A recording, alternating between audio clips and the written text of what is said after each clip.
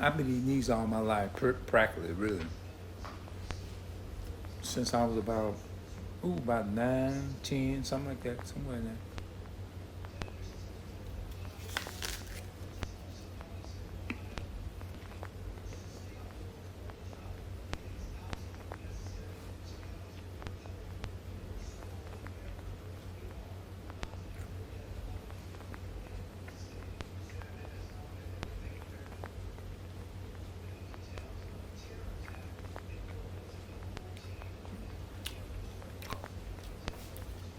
I'll be seeing y'all later.